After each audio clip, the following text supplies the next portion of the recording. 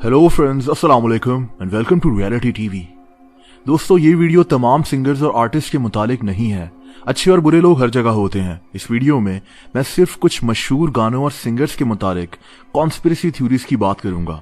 मैं इनको conspiracy theories इसलिए कह रहा हूं क्योंकि हम कोई बात 100% दावे के साथ नहीं कह सकते जब तक वो बात मुकम्मल तौर पर साबित ना हो जाए, लेकिन कुछ चीजें हमें सोचने पर मजबूर जरूर कर देती हैं।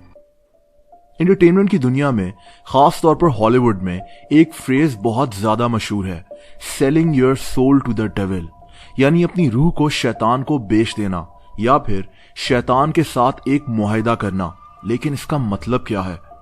जब कोई इंटरनेशनल आर्टिस्ट मशहूर होना शुरू हो रहा होता है तो कुछ आर्टिस्ट को एक कुव्वत कांटेक्ट करती है। मैं यहाँ खास तौर पर हॉलीवुड की बात कर रहा हूं क्योंकि इनकी रीच पूरी दुनिया में होती है। इन आर्टिस्ट को ऑफर की जाती है कि ये अपने गानों या परफॉर्मेंसेज में इस कुव्वत के लिए काम करें और इस कुव्वत के मैसेज को पूरी दुनिया में फैलाएं, और बदले में ये कुव्वत इनको बहुत तेजी से शोहरत की बुलंदी पर पहुंचा देगी। कुछ लोग इनकार कर देते हैं और कुछ लोग मान जाते हैं। लेकिन ये कुव्वत कौन है और ये इन आर्टिस्ट से क्या काम लेना चाहती है? मैं यहाँ इल्यूमिनाटी की बात कर रहा हूं। हम सब ने ये वर्ड बहुत जगह सुना हुआ है, लेकिन इल्यूमिनाटी है क्या? दोस्तों, इल्यूमिनाटी किसी तंजीम से ज्यादा एक सोच का नाम है। इसको 1 मई 1776 को कुछ इंतहाई ताकतवर लोगों ने बनाया था। इल्यूमिनाटी को बनाने का मकसद बहुत ही वाज़ेह था। ये ताकतवर लोग दुनिया को किसी भी मजहब के इन्फ्लुएंस से दूर रखना चाहते थे। ये नहीं चाहते थे कि लोग किसी भी मजहब के मुताबिक अपनी जिंदगी गुजारें। यह भी कहा जाता है कि इल्यूमिनाटी दरअसल शैतान के पैगाम को दुनिया में फैला रही है। ये लोग दुनिया में एक हुकूमत कायम करना चाहते हैं जिसको हम न्यू वर्ल्ड ऑर्डर भी कहते हैं। थ्योरी यह है कि आहिस्ता आहिस्ता इल्यूमिनाटी में दुनिया के ताकतवर तरीन लोग शामिल होते गए। फ्रेंच रेवोल्यूशन से लेकर कई बड़े वाकयात का जिम्मेदार इल्यूमिनाटी को ही ठहराया जाता है। यह भी कहा जाता है कि दुनिया के मुतालिक बड़े बड़े फैसले, यहां तक कि अगर कहीं जंग शुरू करवानी हो तो उसके पीछे भी इल्यूमिनाटी का हाथ होता है। अब इल्यूमिनाटी के कुछ साइंस होते हैं जिनके बारे में यहां बात करना बहुत जरूरी है। इनका सबसे मशहूर साइन 1 आई यानी एक आंख का साइन होता है। इसको इल्यूमिनाटी की पहचान भी कहा जा सकता है। इनका दूसरा साइन ट्रायंगुलर शेप होती है, यानी एक त्रिकोण का साइन। लेकिन हर ट्रायंगल इल्यूमिनाटी नहीं होता, जैसे कि समोसे का दूर दूर तक इल्यूमिनाटी से कोई ताल्लुक नहीं है। अगर एक ट्रायंगुलर में एक आंख बनी हुई हो तो खदशा यही है कि ये इल्यूमिनाटी का साइन है। इसके अलावा ये लोग उल्लू को भी अपने साइन के तौर पर यूज करते हैं। मैं आपको अपनी कुछ वीडियोस में बोहेमियन ग्रोव के मुतालिक बता चुका हूं। ये अमेरिका में मौजूद एक ऐसी सीक्रेट जगह है जहां दुनिया के कई ताकतवर लोग इकट्ठे होते हैं। कहा जाता है कि इन लोगों का ताल्लुक इल्यूमिनाटी से होता है। बोहेमियन ग्रोव में आपको एक बड़ा सा उल्लू का मुजस्मा बना हुआ नजर आएगा। अब ये कोई इत्तेफाक नहीं हो सकता। इसके अलावा एक बकरे की शक्ल के इंसान को भी इल्यूमिनाटी के साइंस में से एक कहा जाता है। आपको इन लोगों की पार्टी से ली गई इंतहाई अजीब तस्वीरों में ये सब नजर भी आता है। ये पिक्चर्स इतनी ज्यादा नहीं हैं, लेकिन इन सब में ये वाज़ेह जरूर हो जाता है। अब ये लोग कई इंटरनेशनल आर्टिस्ट से राब्ता करते हैं। ये लोग इन आर्टिस्ट से इल्यूमिनाटी के पैगाम को दुनिया में फैलाने का कहते हैं। बदले में ये इनको बहुत ही कम अरसे में शोहरत दिलवाने की ऑफर करते हैं। अब ये सिर्फ कोई थ्योरी नहीं है, बल्कि कई आर्टिस्ट इस मुतालिक अपने इंटरव्यूज में बात भी कर चुके हैं। दोस्तों, वीडियो के दूसरे हिस्से में मैं आपको कुछ ऐसे ही गाने और सिंगर्स के मुतालिक बताऊंगा जिनके मुतालिक इल्यूमिनाटी होने की कॉन्स्पिरेसी थ्योरीज मौजूद हैं। जस्टिन बीबर दुनिया के मशहूर तरीन पॉप स्टार्स में से एक है। जस्टिन की 2015 में रिलीज होने वाली video where are you now में आपको कई सब्लिमिनल मैसेजेस देखने को मिल जाएंगे। सब्लिमिनल मैसेजेस उन पैगामात को कहते हैं जो आपके दिमाग में डाले जा रहे होते हैं, लेकिन आपको उसका एहसास नहीं होता। जस्टिन की इस वीडियो में आपको इल्यूमिनाटी के कई साइंस देखने को मिलेंगे।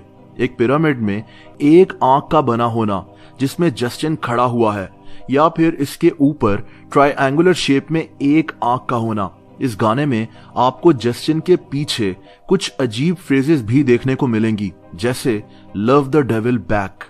यहाँ जस्टिन के मशहूर तरीन गाने बेबी की बात भी करते हैं। अब ये कुछ अजीब है। बहुत से लोगों का मानना यह है कि आप ऐसे गानों को अगर उल्टा कर सुने, यानी बैकवर्ड सुने, तो आपको कुछ और ही सुनने को मिलता है। अब मैं पूरे गाने को तो कॉपीराइट इश्यूज की वजह से नहीं चला सकता, लेकिन इसके कुछ पार्ट्स अगर आप बैकवर्ड सुने तो कुछ बहुत अजीब सुनने को मिलेगा।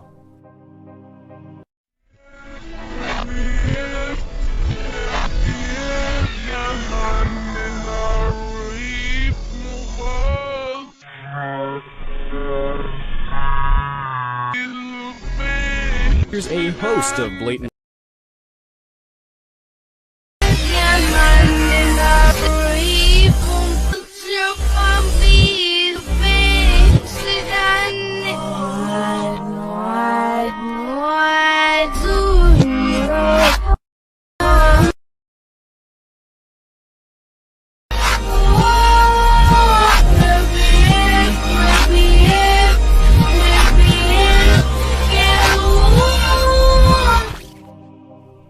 इसके अलावा जस्टिन बीबर ने अपने बाजू पर एक उल्लू का टैटू भी बनवाया हुआ है।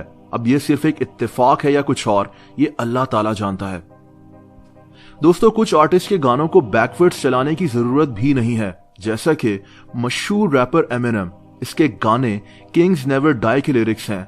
Cause I hear sit in Lucifer's den by the Dutch oven, just choosing to sin, even if it means I am selling my soul just to be the undisputed again. Do whatever I gotta do just to win. Lucifer Christianity में शैतान को कहते हैं, यानी Eminem कह रहा है कि मैं यहाँ शैतान के पास बैठा हूँ और गुनाह कर रहा हूँ। मैं अपनी रूह को अगर बेच भी रहा हूँ तो वो इसलिए क्योंकि मैं जीतने के लिए कुछ भी कर सकता हूँ। Hotel California. दोस्तों, ये गाना बिलाशुबा दुनिया के मशहूर तरीन गानों में से एक है। 1973 में रिलीज होने वाले इस गाने को ईगल्स नामी बैंड ने गाया था, लेकिन इसके लिरिक्स बेहद पुरस्कार हैं।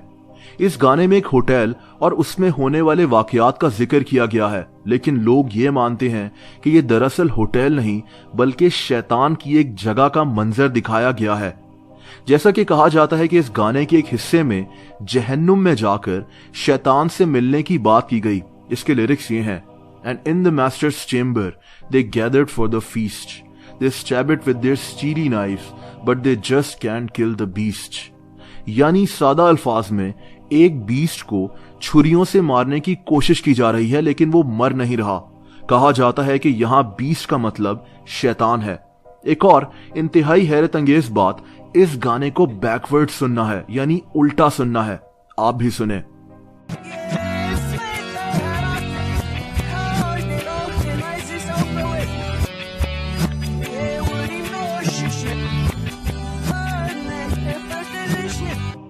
यानी शैतान ने अपना एक मजहब बना लिया, जबकि उसको पता था कि ऐसा नहीं करना चाहिए।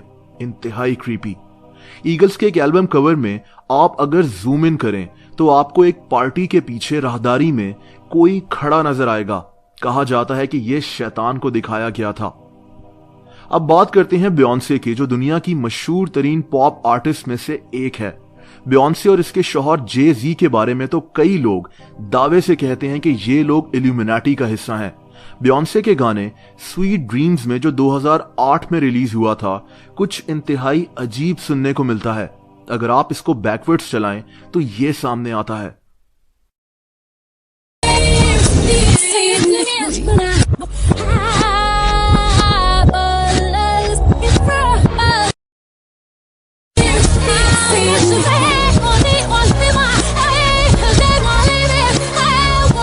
अब ये सिर्फ एक इत्तेफाक है या फिर सच, बहरहाल ये काफी क्रीपी है। लेड ज़ेपलिन एक ऐसा बैंड है जो दुनिया के कोने कोने में मशहूर था। इनका गाना स्टेयरवे टू हेवन को दुनिया का मशहूर तरीन रॉक सॉन्ग कहा जाए तो गलत नहीं होगा।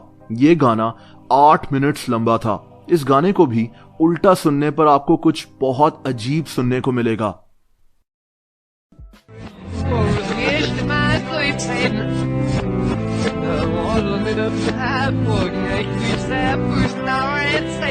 लेड ज़ेपलिन का guitarist Jimmy Page openly Aleister Crowley नामे मशहूर ओकल्टिस्ट को सपोर्ट करता था। एलिस्टर क्राउले को शैतान कहा जाता था। ये एक कल्ट ग्रुप का सरबराह था। यहां तक कि जिमी पेज ने एलिस्टर क्राउले के मरने के बाद इसका घर भी खरीद लिया था। दोस्तों, मैंने आपको सिर्फ कुछ एग्जाम्पल्स दी हैं। ऐसी कई और कॉन्स्पिरेसी थ्योरीज मौजूद हैं। Britney Spears, Lady Gaga, Katy Perry और बहुत से आर्टिस्ट आपको इल्यूमिनाटी के साइंस कई जगह बनाते हुए नजर आएंगे, अपने गानों में, अपने परफॉर्मेंसेस में तस्वीरें खिंचवाते हुए और कई और जगह। और यहीं से कॉन्स्पिरेसी थ्योरीज पैदा हो जाती हैं कि ये लोग ऐसा क्यों करते हैं। लेकिन ये सिर्फ कॉन्स्पिरेसी थ्योरीज हैं या इनमें सच्चाई भी है, वो